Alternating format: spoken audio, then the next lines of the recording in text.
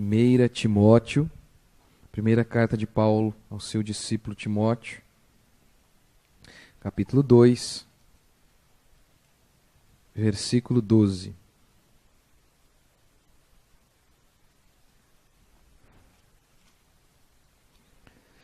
Vamos ler. Antes de eu ler, eu não estou aqui propondo uma revolução. Eu estou propondo reforma. Por isso que na Idade Média, um movimento muito famoso aconteceu na igreja, na história da igreja, a Reforma Protestante. E na Europa também aconteceu outro movimento também importantíssimo, a Revolução Francesa. Há uma diferença entre revolução para reforma. Revolução, a ideia é basicamente de quase que jogar tudo no lixo e recomeçar do zero, derrubar todas as paredes e reconstruir tudo novamente de maneira totalmente inovadora. Reforma, não. Reforma é restaurar aquilo que já existe. Talvez está meio caído, aquelas paredes já existem, já estão ali. A gente vai apenas dar uma reformada nelas, mas é a mesma estrutura.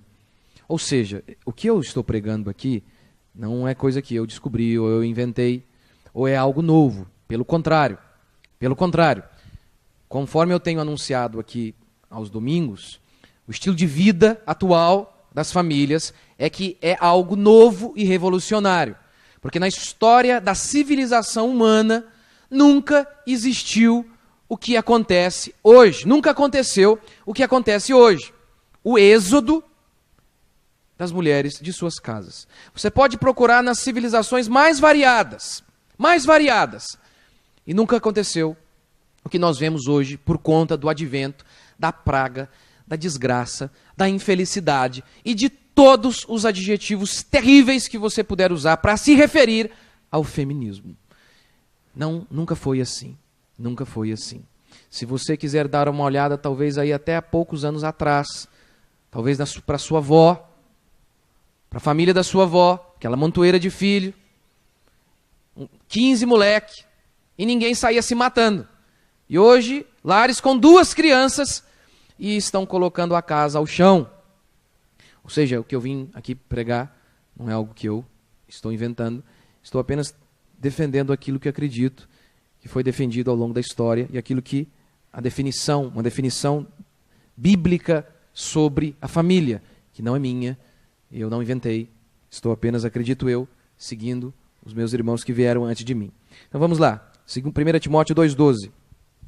Não permito que a mulher ensine, nem exerça autoridade de homem.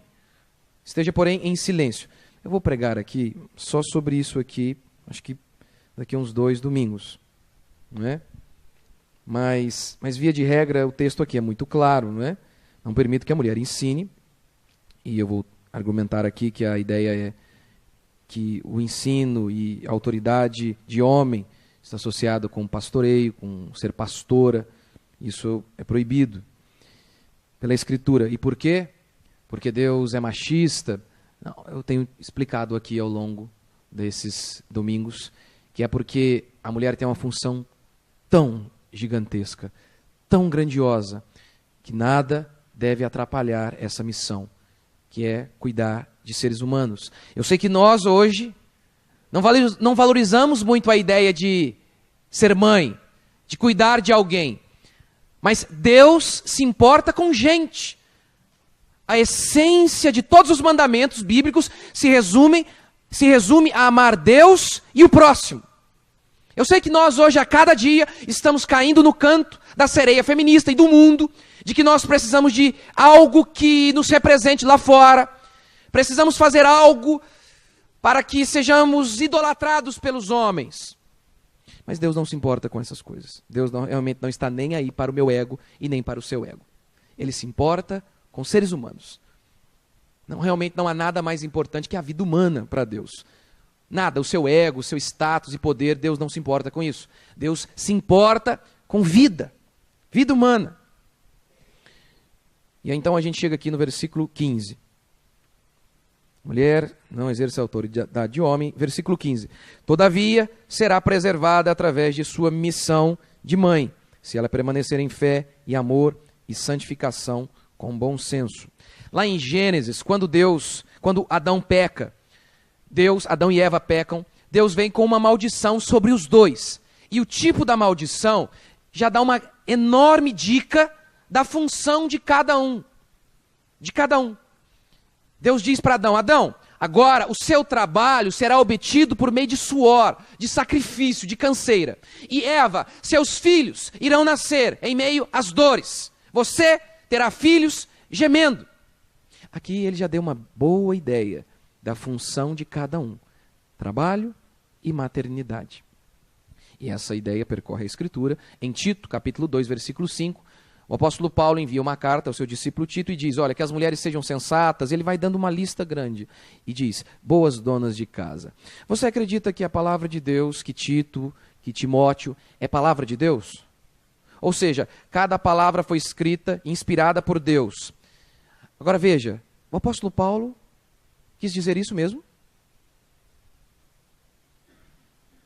Foi isso mesmo que Deus quis dizer? Ele não falou outra coisa, ele resumiu basicamente, se você ler lá em Tito, a função das mulheres é isso: é cuidar da casa. Ele era machista?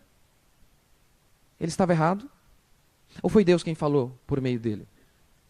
Deus quem falou por meio dele. Eu realmente não lembro na história da civilização humana esse êxodo das mulheres saindo de suas casas e deixando seus filhos ao cuidado de outros. Eu realmente não lembro. Realmente não lembro. E vou tentar argumentar aqui que isso tem a ver com o feminismo. Tem a ver com o feminismo. Por ora, só abrir um parênteses, eu não vou estar ministrando aqui sobre aquelas pessoas que querem ser solteiras. Porque em Mateus capítulo 19, Jesus estava falando sobre casamento. Os discípulos, ao ouvirem, disseram: puxa, é muito difícil. Então Jesus retrucou: é verdade. Por isso que nem todos estão aptos para o casamento. Porque casamento é uma vocação. É uma missão, o casamento. Algumas pessoas não estão aptas para casar. Ou seja, algumas pessoas permanecerão solteiras. A minha pregação não é para essas pessoas, não é para essas mulheres. A minha pregação é para aquelas que, e essa é a maioria, que acredita tem a vocação de casar, e para aquelas que já estão casadas. Se você já está casada, você tem a vocação de ser casado, de estar casada. Agora, e também é muito simples pregar para o solteiro, não tem muita coisa.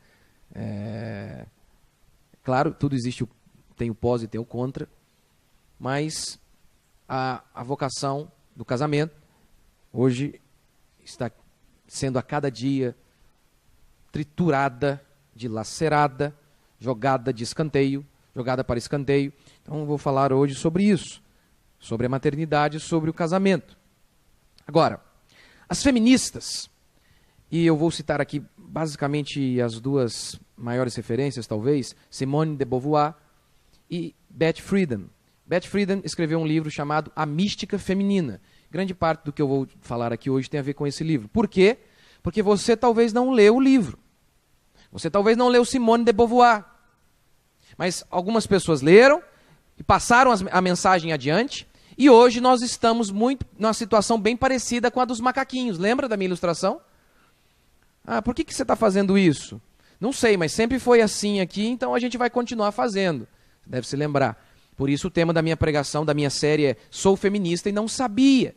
Tá vendo? Você não leu esses livros. Lá nesses livros está o ódio à maternidade e ao casamento. O desprezo pela maternidade. Vou tentar mostrar para você aqui hoje de onde vem. Porque hoje é exatamente assim que nós somos.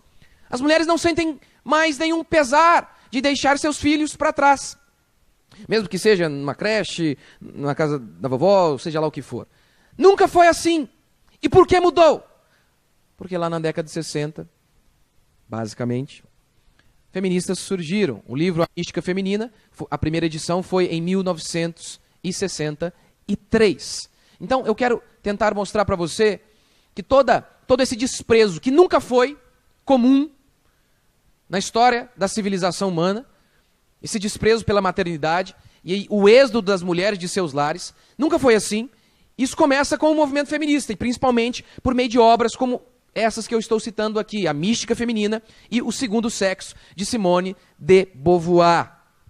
E é interessante a gente pensar que essas mulheres, se você fizer um estudo sincero sobre as feministas, você vai reparar que todas elas eram frustradas no casamento. Ou seja, a ideia é o seguinte: já que eu tive um marido ruim, eu vim de um lar ruim, então ninguém vai ter um bom lar também não. É interessante notar que essas feministas eram pessoas bem complicadas. Virginia Woolf suicidou aos 59 anos. A mulher se matou. Beth Friedan, ela, em sua biografia, ela demonstra uma raiva tremenda de sua mãe.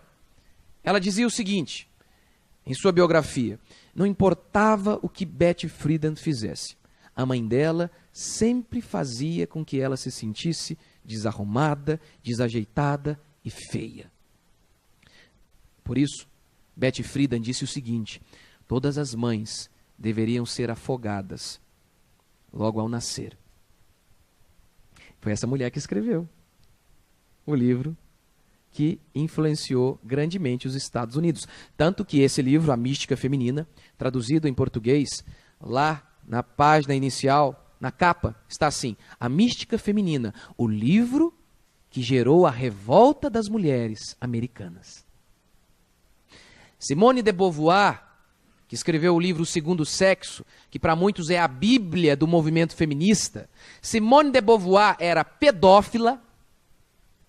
Simone de Beauvoir foi expulsa de seu colégio, acusada de abusar, seduzir uma menina. Simone de Beauvoir aliciava menininhas para seu amante. Simone de Beauvoir era marxista, trabalhou em um jornal também nazista. Isso também é outro fato. Todas as mulheres feministas, você pode dar uma pesquisada, você vai notar, são marxistas. E o marxismo é mais do que uma teoria econômica, é uma religião. E uma religião contra a fé cristã. As feministas, via de regra, elas disseram o seguinte, que antes da década de 60, as mulheres viviam uma vida medíocre, reduzidas a casa e filho. Era uma vida medíocre, frustrada.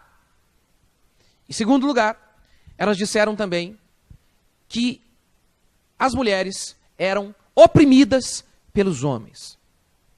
É claro que, basicamente, muitas e muitas vezes, esses dois argumentos que eu fatiei aqui, que eu separei, são intercambiáveis e quase inseparáveis para elas. Eu apenas separei para ficar mais didático.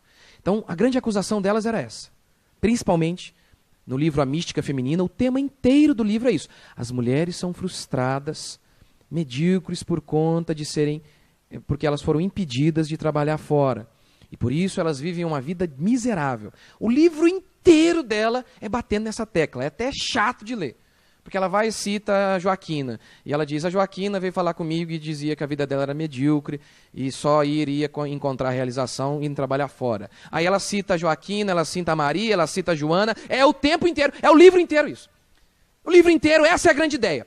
Que as mulheres vivem vida medíocres cuidando de filho. Só serão felizes, completas, realizadas, saindo de casa. Este é o tema do livro. E eu vou tentar mostrar para vocês aqui hoje, citando o livro. Vou dar a página para você dizer, para você ter uma base sólida, para basear suas ideias e não para dizer que eu estou distorcendo alguma coisa. Simone de Beauvoir dizia isso, as mulheres eram oprimidas pelos homens. Veja o que ela afirmou. Em minha opinião, enquanto a família e o mito da família e o mito da maternidade e o instinto maternal não forem destruídos, as mulheres continuarão a ser oprimidas.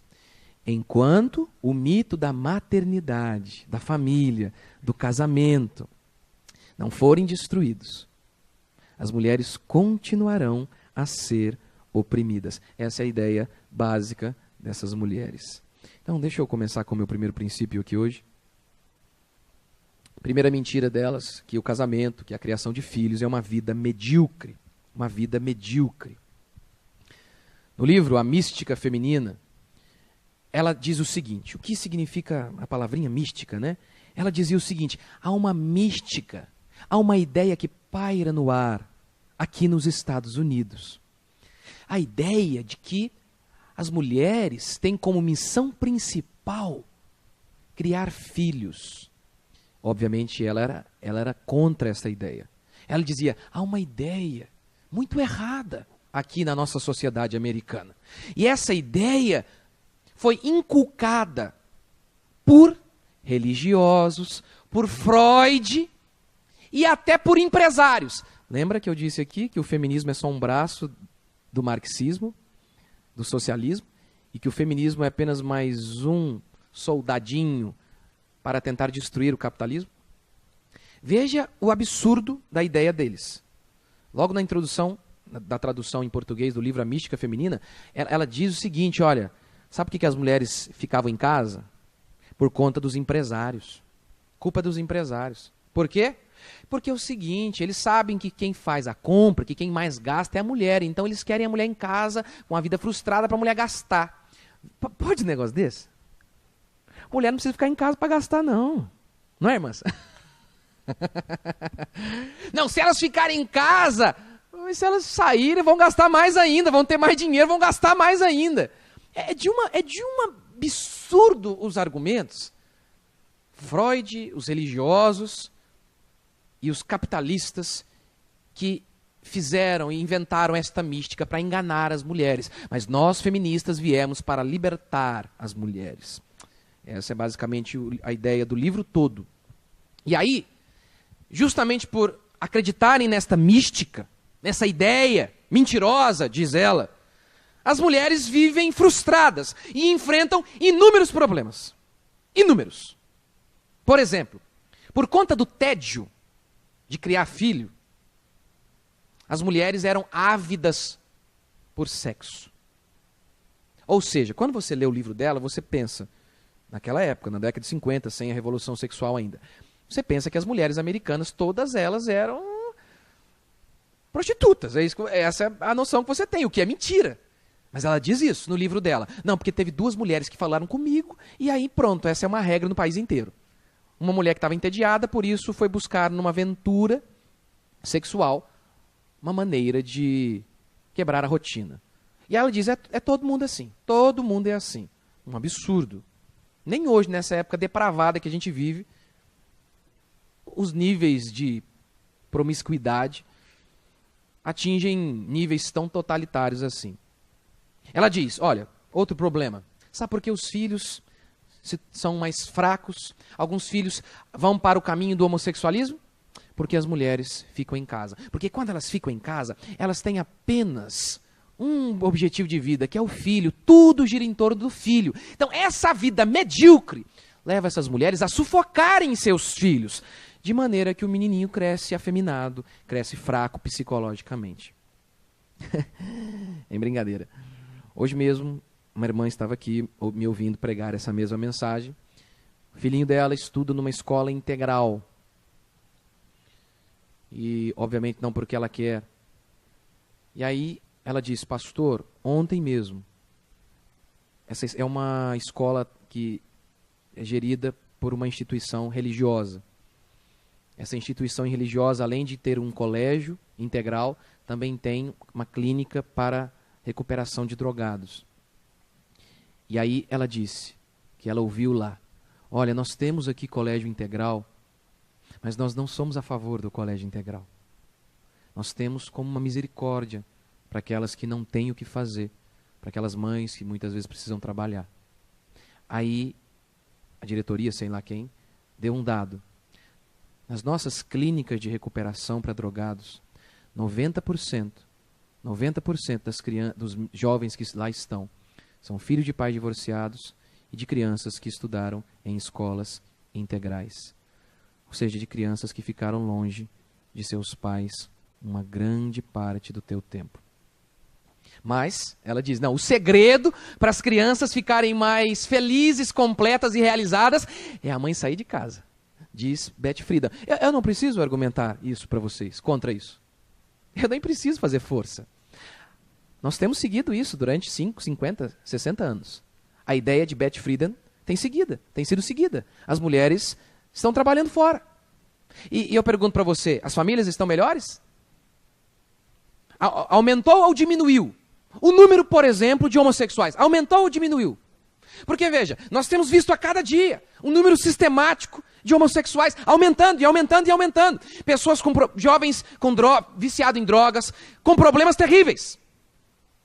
Essa geração nasceu ruim, veio com DNA ruim, ou ideias erradas feministas entraram e começaram a destruir os lares. É óbvio que a pergunta é só retórica. Essa geração não nasceu com DNA estragado. Ideias estragadas é que foram semeadas no coração das pessoas. Tudo se resume a isso. Se as mulheres saíssem de casa, tudo se resolveria. Veja os nomes que Beth Friedan deu ao lar. Página 28. Ser dona de casa é como viver numa gaiola de esquilo. Página 291. O lar é uma prisão. Página 296. O lar é como um campo de concentração. O trabalho fora é a única libertação de todos os problemas femininos.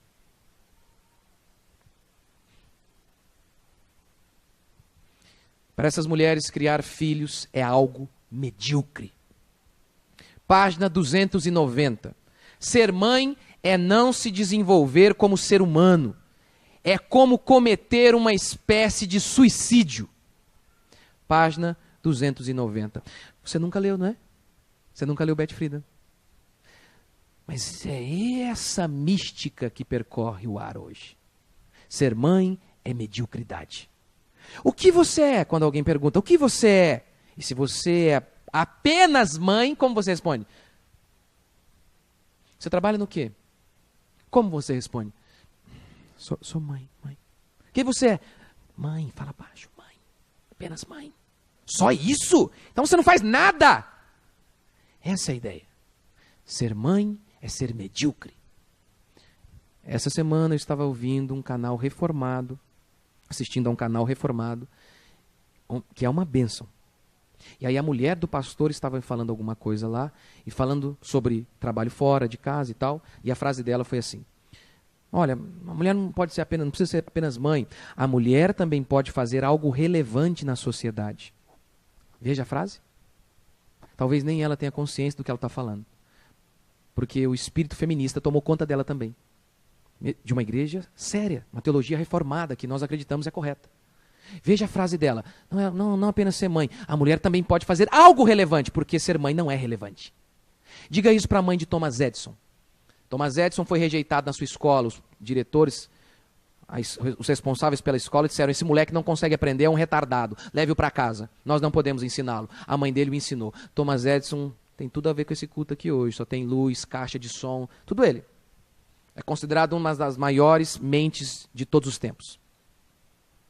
E John Wesley, que foi responsável para mudar a história da Inglaterra.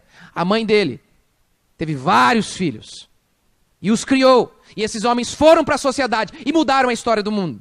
Agora elas dizem: não, ser mãe não é contribuir para a sociedade. Veja, nesses lares destruídos, com jovens problemáticos, esses meninos estão hoje aí na sociedade, dando trabalho, estão em clínicas de recuperação. Como então que uma mãe não contribui para a sociedade? Quando ela cria um homem, uma mulher de verdade. Como não? Mas essa é a ideia. Por quê? Porque Satanás e o mundo odeiam o que Deus ama.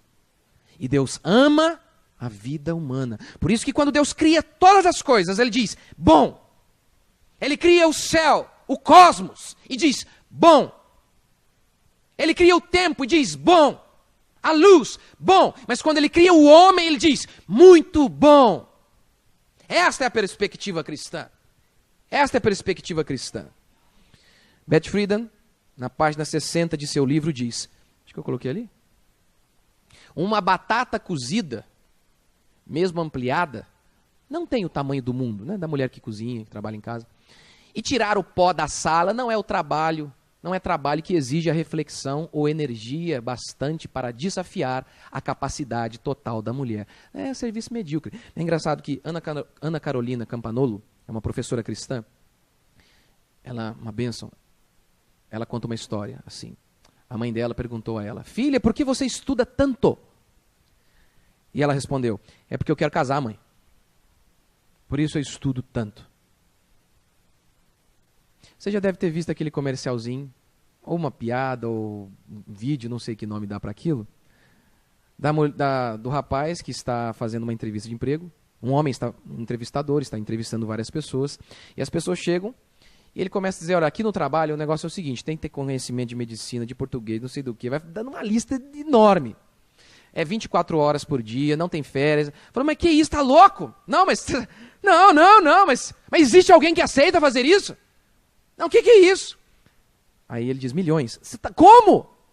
Aí ele fala: mãe, é porque você acha que formar um ser humano é apenas o quê? Jogar o moleque na frente da televisão? É um trabalho árduo. Árduo. E precisa de muito potencial. Mas ela diz que não. Outra mentira. Mentiras são o estilo de ser dos esquerdistas e dos feministas.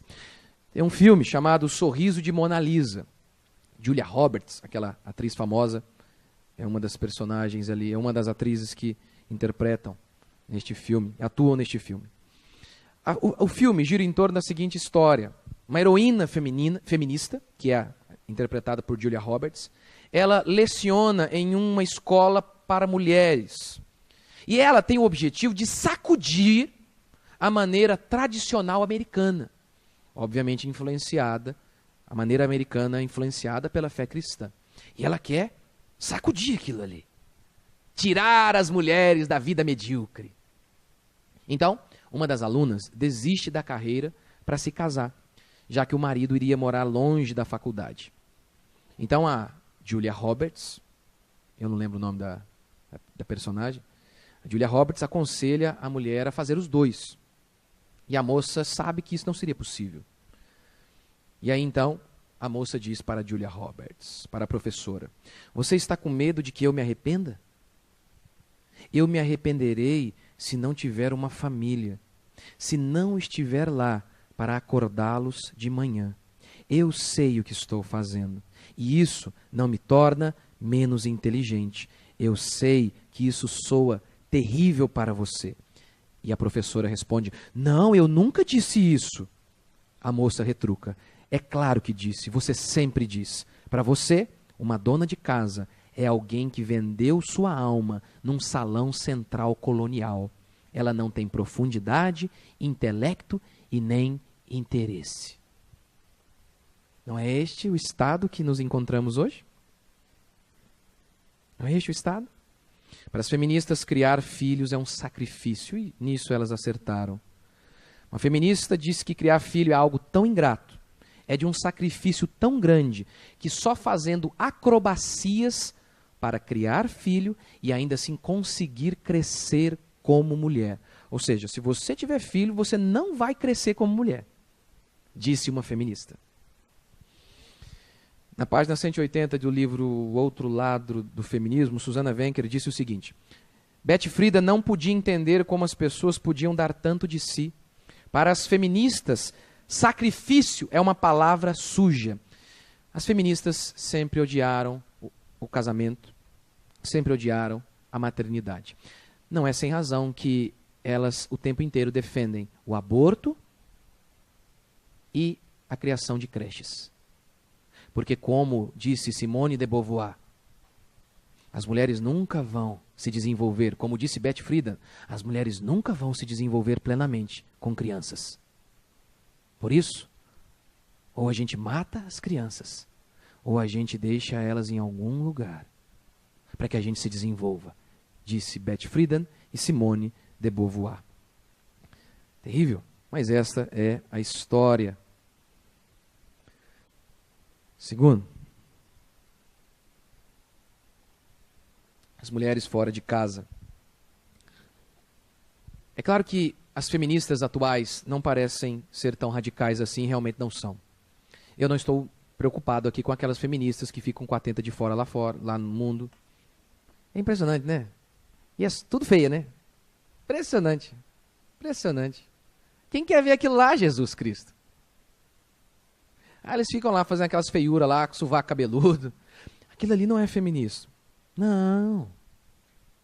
Feminismo está lá na palavra da Ana Paula Padrão, da Ana Maria Braga. Ali é feminismo. Oh, ali está. Na boca de juízas, de professoras que conseguem organizar ideias mais concretas. Tem um discurso mais organizado, mais inteligente. Ali estão as feministas perigosas.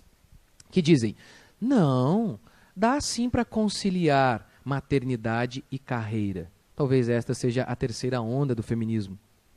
Onde elas vêm com um discursinho mentiroso. Quando eu falo de carreira aqui, estou falando a ideia de pelo menos 40 horas semanais aí fora de casa. A mulher pode trabalhar inúmeros serviços, como por exemplo a de Provérbios 31. Eu estou aqui também falando, obviamente, quando as crianças são pequenas, não é? Enquanto as crianças são pequenas, não dá para conciliar carreira e criação de filho. Mas as feministas atuais dizem que dá. Dizem que dá. Não dá. As crianças precisam de cuidados especiais. Não somos tartarugas. Não somos. As tartarugas deixam seus ovinhos na beira da praia e vão embora. Seja o que Deus quiser. Os ovinhos depois ali, as tartaruguinhas têm que se virar. Não somos bichos. Não somos assim. Você não precisa de muito conhecimento da psicologia humana, da formação de um ser humano. Você só precisa olhar para o lado e ver se todas essas ideias feministas têm funcionado. Dê uma olhada. Você que tem uma avó ainda viva, pergunte para ela como era a família antigamente. Pergunte para ela se era melhor. Aquela avó que você considera uma imbecil, quase uma retardada. Por quê? A única coisa que fez foi criar filho. Pergunte como era. Pergunte se eles eram mais felizes do que nós. Como equilibrar trabalho e família? Pelo menos quando as crianças são pequenas, não dá. Não dá. A mulher trabalha fora, o marido também, e a criança fica com quem? É dose, né? Esses dias eu vi até uma atriz famosa, Pamela Anderson.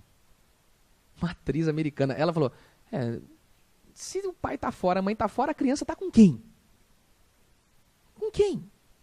Uma pastora, e aí já começa o erro, muito famosa no Brasil, ela disse o seguinte, você não pode deixar sua carreira interferir na criação de seu filho. Diz isso a mulher que viaja o Brasil e o mundo pregando, fica mais fora de casa do que em casa. Ou seja, você entra lá na página dela, agenda dela, todo dia está em algum lugar. Mas ela diz, mas você não pode deixar a sua carreira interferir na criação dos seus filhos. Santo Deus, ela fica o dia inteiro fora, o mês inteiro fora. Ou seja, é apenas um discurso. Porque dizer claramente, como cristãos, odiamos a maternidade, não pega bem. Assim como uma juíza também hoje não pode dizer isso. Não, odiamos a maternidade. Juízas, professoras, têm um filho, atrizes de novela, têm um filho e dizem o quê? Ai, foi o melhor momento da minha vida. Para logo em seguida deixar o moleque na mão na babá. Foi o melhor momento da vida dela. É só discurso. Só discurso. E aí a gente cai na palavra. Num joguinho de palavras. É só isso. Veja, essa mulher mesmo aqui. Você não pode deixar a criação do seu filho a carreira interferir na criação do seu filho. E ela nunca está com o filho.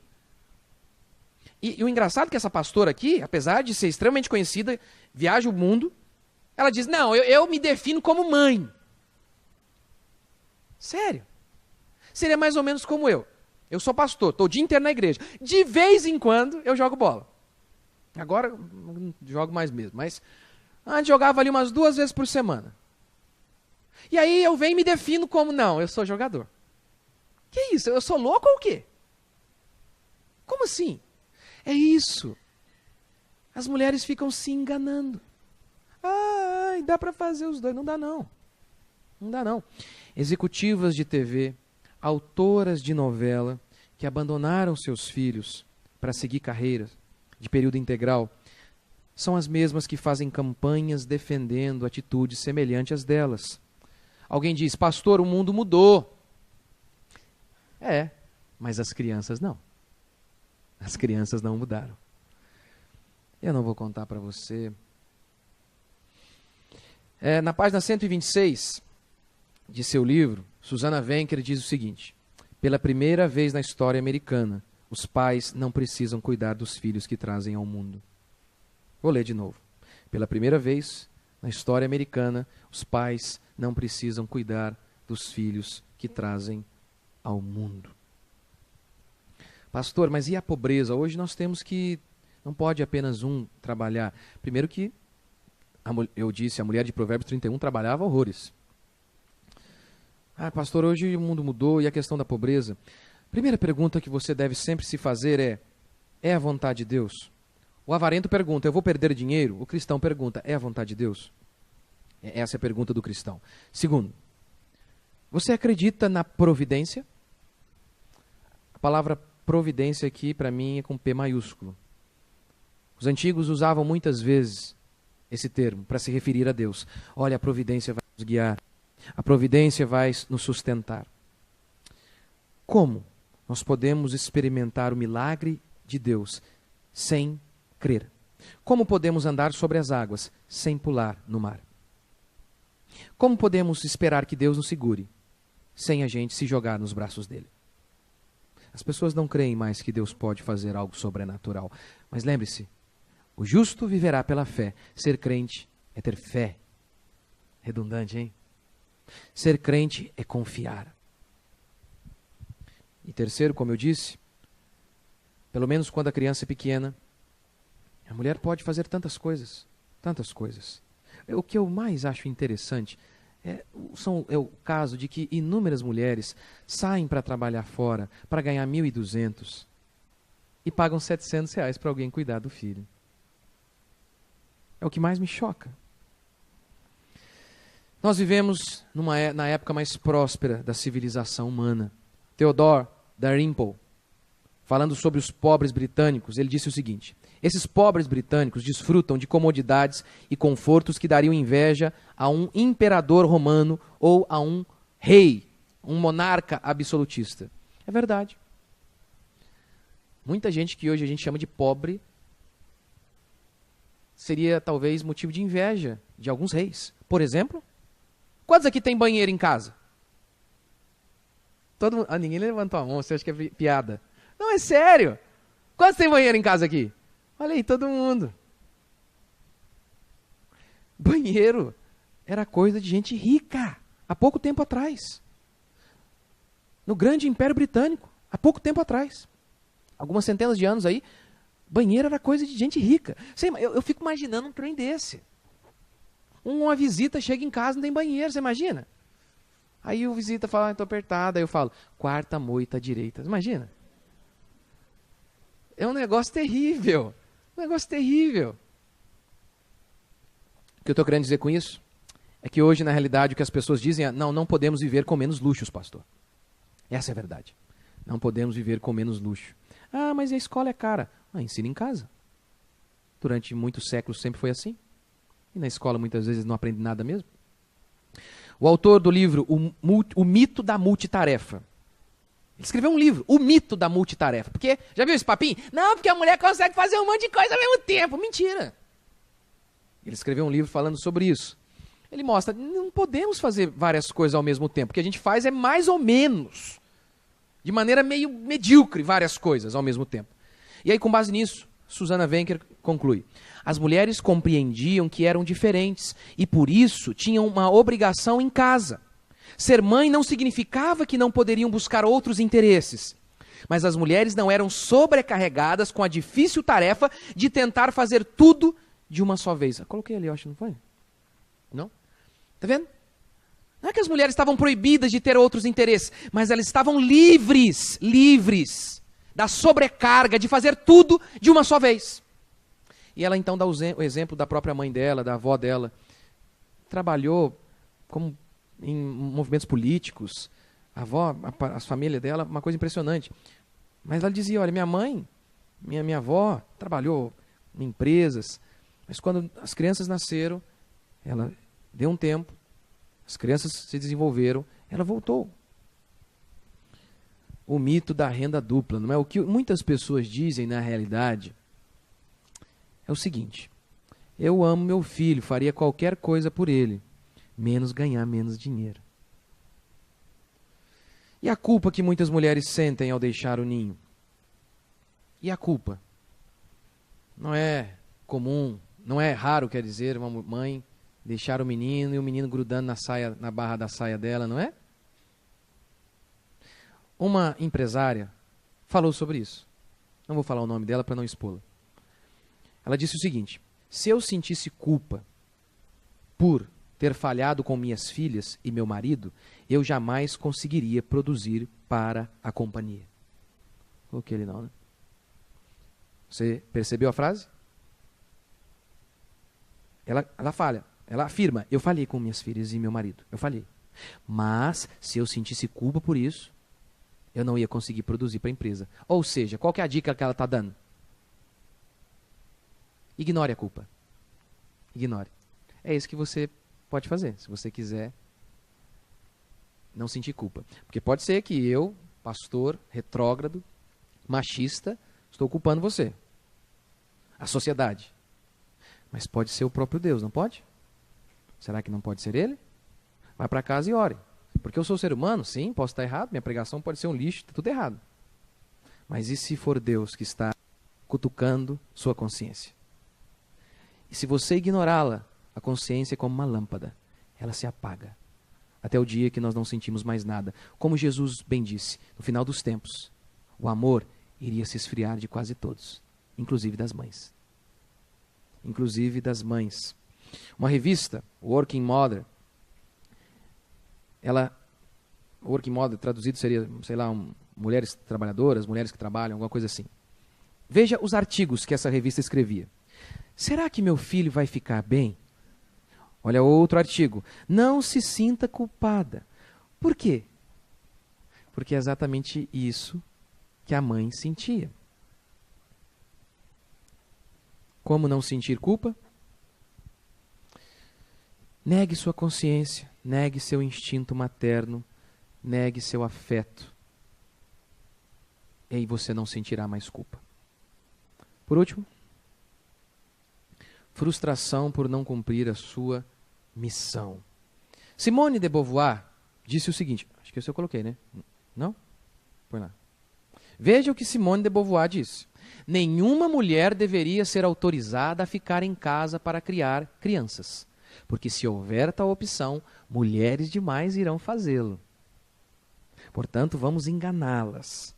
Vamos enganá-las e dizer que a missão delas é medíocre, fazer com que elas se sintam medíocres, para que elas queiram sair. Dizia Simone de Beauvoir. No seu livro, O Outro Lado do Feminismo, Susana Wencker disse o seguinte: era uma vez, quando o objetivo da mulher era casar e ter filhos. Estudos recentes mostram que isso não mudou. Olha, eu sempre fico cabreiro com estudo, né? Ainda mais no Brasil. Você lembra das passeatas lá? Tinha gente para dar com pau. A IBGE, o polícia, você falava o quê? 10 pessoas. Eu fico meio assim. Mas eu não preciso de estudo, eu só preciso do meu dia a dia. E eu preciso só de você mesmo. O que você acha? Ela acertou aqui na frase dela? Que muitas mulheres ainda continuam sonhando com isso? Ou você acha que ela errou? Eu deixo para você responder. O que mudou é a cultura. A mulher foi criada para nunca depender do homem. A mulher agora é preparada para viver no escritório e não em casa. E ela continua. Por isso, as mulheres foram criadas para falhar. As mulheres não foram mais criadas para a família. Foram criadas para o escritório. Os homens também. Porque até o trabalho do homem não é um fim em si mesmo. O trabalho também deveria ser, claro que o trabalho glorifica a Deus, mas o trabalho também é para a família. Os homens também deveriam entender isso. Mas nós perdemos. Nós nos perdemos. Como Susana Wencker disse, o feminismo ele não mudou apenas a ideia como nós lidamos com os sexos. Ela mudou todo o sentido da vida. Tirou o foco do que importa, família, relacionamento, e colocou em outro lugar que não é importante: poder, dinheiro e status. Foi isso que o feminismo fez. As mulheres de esquerda, as mulheres feministas, estão tentando forçar um peixe a nadar fora d'água. Por isso nós temos razão, há inúmeros problemas para muitas mulheres. Eu preguei semana passada, li aquela passagem para vocês onde a Escritura diz que a mulher é o sexo frágil. Fisicamente ela é mais frágil. E então, muitos problemas se dão por conta de todo esse trabalho que as mulheres estão desempenhando. Veja, eu estava lá perto de minha casa e a mulher no caixa do supermercado, só tinha mulher. Eu fiquei olhando, falei, nossa, tadinho, o dia inteiro em pé, não tinha nem cadeira. Acho que eu citei aqui recentemente estudos do exército americano, se eu não me engano, mostrando a diferença de força física entre o homem e uma mulher. Chega a dar 80%. Algumas partes do corpo do homem chegam a ser 80% mais fortes do que a da mulher. E aí então a mulher fica lá das 6 da manhã, de pé, aguentando aquele negócio horrível, o dia inteiro. O homem aguenta mais. Por quê? Porque foi preparado para isso mesmo. A mulher volta para casa, ainda vai se arrumar, ainda tem um filho, vê a tarefa do moleque, não sei o quê. E aí o homem, mais forte fisicamente, também mais inspirado para outras coisas, à noite ele quer dar uma brincada. E o que acontece? Até a vida íntima é destruída. Com razão, que a mulher está destruída. Está cansada, está arrebentada. E aí a gente acha, não tem problema. Não há problema. É interessante que as pessoas ficam tentando dar tantas soluções para explicar, tantas causas para explicar o aumento do divórcio. Eu começaria por isso. Eu começaria por aí. O êxodo das mulheres de suas casas. Você sabe, mulher é mais frágil, você sabe disso.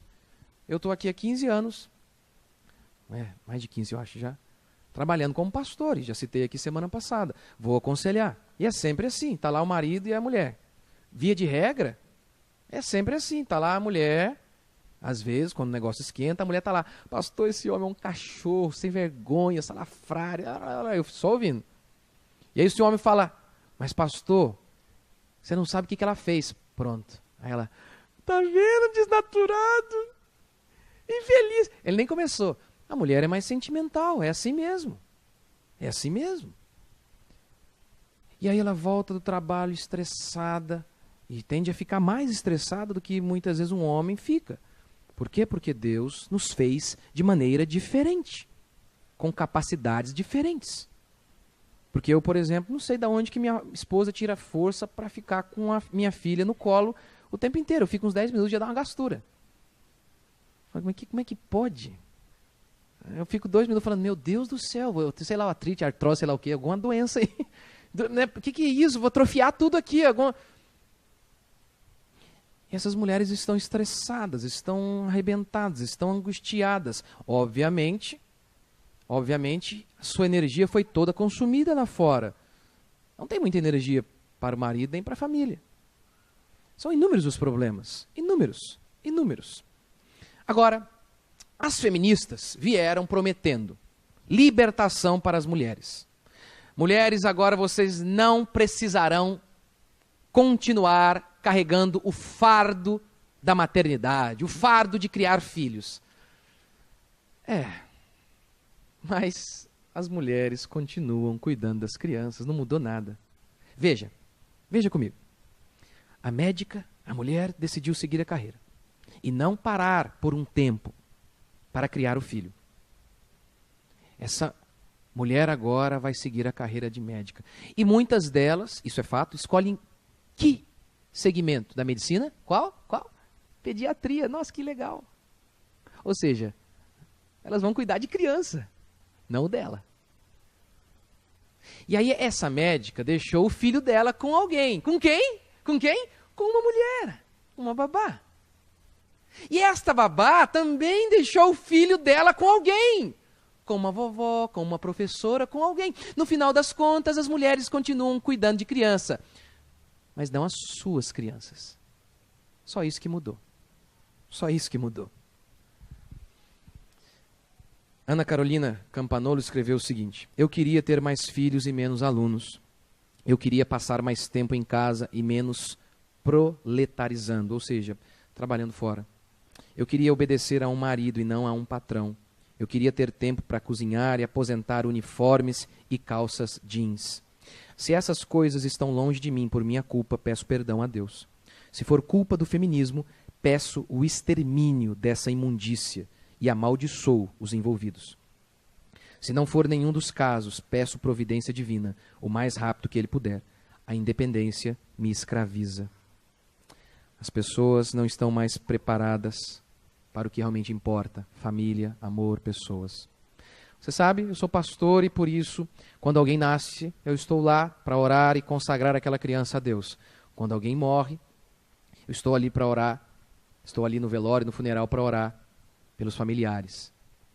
Quando alguém está doente, nos seus últimos dias de vida, no seu leito de morte, eu estou lá para orar.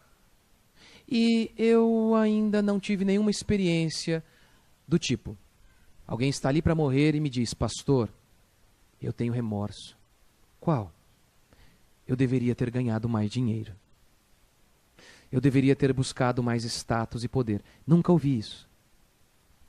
Mas em muitas vezes, no leito de morte, aquele homem me puxou pelo pescoço, me trouxe para perto de si e me disse: eu deveria ter gastado mais tempo com os meus filhos. Deveria ter visitado mais meus pais. Deveria, talvez, em alguns momentos, ter trabalhado até menos. Geralmente são esses os remorsos e os murmúrios que eu ouço. Para encerrar, vou terminar com um texto que eu fiz recentemente. Sarcástico, tá? O texto, entenda. Feministas como Beth Friedan afirmaram que as donas de casa vivem em campos de concentração, que a liberdade aconteceria quando elas trabalhassem como os homens. Ah, o feminismo, ele, o Messias das mulheres frustradas, veio e quebrou as algemas machistas. Agora, elas não precisam mais acordar com o sorriso entediante de seus bebês. Ai, que coisa chata. Nem se preocupar com aquela coisa chata que é pegar o filho no colo, entre seu peito, onde ele se sente seguro, e você, mais mulher, vocês estão livres disso.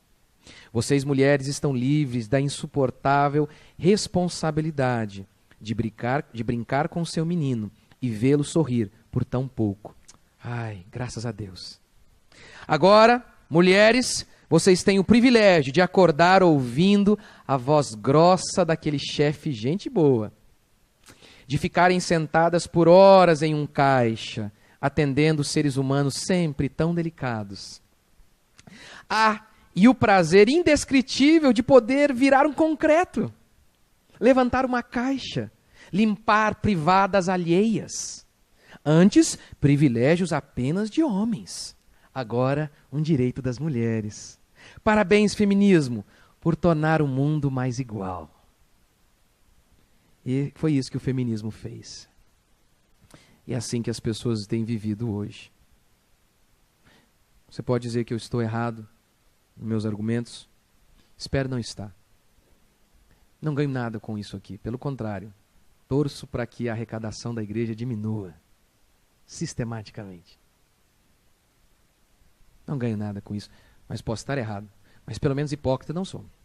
Pelo menos tenho me esforçado para fazer isso. E sei que não gostaria de falar isso, usar o meu exemplo, mas sei que as pessoas usam esse argumento ad hominem, onde elas tentam descaracterizar o mensageiro para destruir a mensagem. Vão dizer: mas ele tem um salário decente, aí ele consegue fazer isso. Né? Esse é um argumento muitas vezes usado. Os tesoureiros da igreja estão aqui, Paulo, outros que sempre fizeram parte da contabilidade da igreja, são minhas testemunhas de que durante anos, não um nem dois, uns 5, 6 anos, eu ganhei 500, 600 reais por mês. Tudo bem? Faz tempo isso? Mas acho que uns 5 anos atrás, 6 anos atrás. Mas durante muito tempo, era este o meu salário, a ponto de literalmente faltar dinheiro para comprar fralda. Lembro de um dia, saindo da oração aqui da igreja, 7 horas da noite, minha esposa falou: olha, tem que comprar fralda para o Daniel. Eu falei: nossa, vai ter que amarrar numa camisa aí, porque não tem dinheiro, não. Tem não. Não tem. Não tem não. Tem não. Mas eu nem por um instante me removi da minha ideia. E eu não sei se é por isso também que Deus me abençoou financeiramente, tem me guardado. E a nossa igreja também tem prosperado muito. Não sei, será que tem a ver com isso? Não sei. Sei que eu tentei fazer. E agora, eu também sou tentado, como você é. O mesmo coração maligno que habita em você também habita em mim. Sou tentado por status, poder e tantas outras coisas. Com certeza. Todos nós somos. Por dinheiro. O dinheiro é uma coisa maravilhosa. Muito bom. Mas com certeza, nada se compara com as pessoas que estão ao nosso lado. Minha filha tem 10 meses e é uma coisa maravilhosa, maravilhosa. Ter filho é um negócio espetacular. Um dia, a gente estava em casa e aí estava tocando uma música que eu acho bonita, uma música do Lulu Santos que fala sobre... Esqueci o começo, mas eu lembro que fala do olhar, eu não pude resistir o seu olhar. E eu estava segurando a minha filha e por sorte ela tem um olhar muito bonito. E aí eu estava ali junto com ela, ela começou a rir para mim, só rir, ela não sabe falar ainda. Poxa, parece que o céu se abre ali, é um momento divino aquilo ali. A criação, desenvolvimento de um ser humano. É uma coisa maravilhosa. A gente estava no aniversário de 15 anos da nossa querida Vitória. E eu fiquei pensando na minha filha um dia. Eu falei, puxa vida. Nossa Deus, eu não sei se eu vou aguentar ficar de pé não. Isso é muita emoção, né? Isso é bom demais. Filho é uma coisa genial, espetacular, maravilhoso. Nem de longe eu tenho mais prazer nas minhas vitórias do que nas vitórias do meu filho. Tô nem aí, gosto muito de futebol. Mas nem se compara a alegria que a gente sente por ver o filho vencendo. Ou também a tristeza de vê-lo perdendo, é horrível. Muito ruim. É uma coisa espetacular. E não apenas isso. Todos os nossos relacionamentos, uma amizade verdadeira. Não é maravilhoso? O que a gente, no final das contas, leva? São as pessoas. São as pessoas. Você não lembra lá da sua infância? Porque de uma amizade que você teve? Porque hoje, por conta do homossexualismo, até a amizade entre os homens teve uma ruptura. Por quê? Porque a gente estava, eu e o William, fomos viajar. Aí a gente foi pro hotel. Nós dois juntos. É terrível. Você sabe que esses dois aí... É terrível. Um dia estava eu e o pastor Rafael, fomos parar. A gente foi viajar, na volta a gente parou no lugar para comer. E aí um cara veio e deu uma piscada pro pastor Rafael, você acredita? Falei, tá vendo? Falei, aqui é macho alfa, viu, irmão? Obviamente, por conta do homossexualismo, até as amizades têm se perdido. Mas não é algo genial? Uma amizade. É algo maravilhoso. Eu lembro de alguns amigos meus, na infância. É maravilhoso. Eu vejo meu filho lá em casa, aí o vizinho chega, eu vejo para ele, não tem muita graça sozinho as coisas. Aí chega lá o vizinho, ele fica todo feliz. E brinca horrores. E tá lá, e de vez em quando... Eu lembro. Esses dias eu vi uma foto, eu já estou encerrando. Esses dias eu vi uma foto minha, de quando eu tinha 9 anos. Há bastante tempo atrás. E aí eu tava lá, tava eu abraçado com meu amiguinho lá. Falei, caramba, olha que coisa. E aquela coisa bem fraternal, amorosa mesmo. Falei, puxa, que legal. No final das contas, é isso que a gente lembra. São esses momentos com as pessoas. Mas infelizmente, a cada dia, nós estamos sendo seduzidos por outras coisas. E deixando para trás o que realmente vale a pena.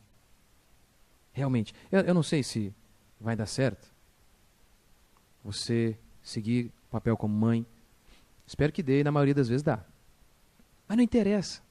Em primeiro lugar, é a questão de que você está cumprindo a sua missão. E garanto, aquele que cumpre a sua missão jamais sentirá remorso. Jamais. Aquele que cumpre a sua vocação jamais chegará ao fim de seus dias olhando para trás com frustração. Jamais. Jamais. Mas você deve escolher que tipo de vida e caminho você quer trilhar. Você acha que a gente precisa mesmo do aplauso dos homens? A gente precisa? Sabe quantas vezes já quiseram vir aqui, político, inclusive esses que estão aí agora? Você acha que eu vou ligar para isso? Por causa de um homem vir aqui? Não quero nem saber. Estou nem aí, porque quem é ele? Quem são eles? E o que eles têm para dizer a meu respeito? Estou nem aí. Estou nem aí. Inúmeras vezes, eu escolho não ir pregar em alguns lugares. Por conta da minha igreja em primeiro lugar e por conta de meus filhos. Eu estou nem aí, meu nome. Eu não estou nem aí, não preciso disso. Disponibilizamos tudo de graça. Eu vejo as pessoas compartilhando as nossas coisas e nem falando que foi a gente. Não estou nem aí. Agora, a gente vai ficar o tempo inteiro preocupado com o que os outros dizem, com o que os outros falam? Ou vamos nos preocupar em cumprir a missão que Deus nos deu? Ou vamos nos preocupar em seguir a carreira e vocação que Deus nos deu? Não se engane. Não se engane. Muitos de nossa igreja têm entendido isso. Que ser mãe é algo genial, espetacular, genial. Eu tenho o privilégio de ficar em casa. Trabalho em casa durante o dia. É para poucos, é um privilégio. Meu amigo, eu pararia tudo para ficar ali com meu filho, com minha filha. É bom demais. É bom demais. Eu amo fazer o que eu faço. Mas não tem coisa que pague a minha filha fazendo assim. Aquele sorrisinho dela meio estranho. Não tem coisa que pague isso. É maravilhoso. É genial. Mas tentaram inculcar em você que ser mãe é algo medíocre. Medíocres são eles que vivem uma vida tão entediante, que estão o tempo inteiro à procura de uma aventura. É porque a vida deles é frustrada. Mas eu e você, nós temos Deus que dá razão, propósito e cor à nossa existência. Não precisamos do aplauso dos homens. Não precisamos do elogio dos homens. Nós precisamos apenas ouvir do nosso Deus naquele dia: servo bom e fiel, foste fiel no pouco, sobre o muito eu vou te colocar. Vamos ficar de pé?